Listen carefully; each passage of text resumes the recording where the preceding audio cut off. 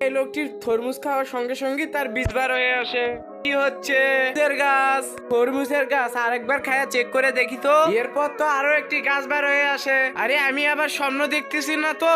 আরে ভাইজান, আপনি খরমুজ কত করে বিক্রি করতেছেন? দেখি খরমুজের গাছও নিয়ে এসেছেন, তাতে তো সুস্বাদু হবে। ভাইজান, আপনি তরমুজ কত করে নিচ্ছেন? ভাইজান, আমি 100 টাকা করে নিচ্ছি। তো অনেকগুলো খরমুজ দেখতেছি, যাই কম দামে বেচবে আমি তার থেকে নেব।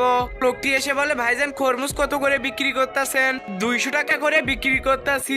নাকি আপনার পাশে উনি তো 100 টাকা করে বিক্রি করতেছে। খরমুজ আমি ওখান থেকেই নেব।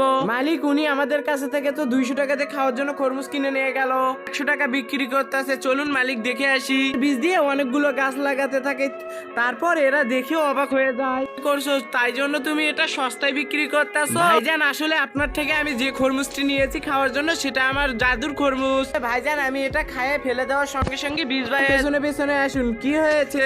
ঠিক, আমরা যদি ওই জাদুর তরমুজটি কিনে নেই তাহলে আমরা অনেক বড় লোক হয়ে যাব। হ্যাঁ, তুই ঠিক বলেছিস। চাটি মেরে আমরা খরমুজটি নেই, তোমার থেকে তরমুজটি আবার কিনে নিতে চাই। তুমি কত টাকা বেচবে? নেন, তাহলে আমি 50,000 টাকা নেব। 25,000 টাকা দেবো। নেন, তুই টাকা নিয়ে জাদুর তরমুজটি তাদেরকে দিয়ে তিনি বাসায় চলে যা। তরমুজগুলো তুই সরিয়ে নি, তার আগে আমি বীজ ফেলে দে। লোকটি তরমুজ খাওয়ার সঙ্গে সঙ্গে গু বার হয়ে যায়। এগুলো থেকে তো গু বার হচ্ছে। হ্যাঁ রে, বাজে গন্ধ। শালা, আসলে তোর কারণে এসব হয়েছে। তোকে আজকে মারে ভর্তা বানাবো। শয়তানকে ঘৃণা করে আল্লাহকে ভালোবেসে থাকো, তাহলে অবশ্যই লাইক দিয়ে চ্যানেলটি সাবস্ক্রাইব করে অবশ্যই কমেন্ট বক্সে আল্লাহ লিখে যাবে। আর তুমি যদি এগুলো না করো তাহলে আমি বুঝে নেবো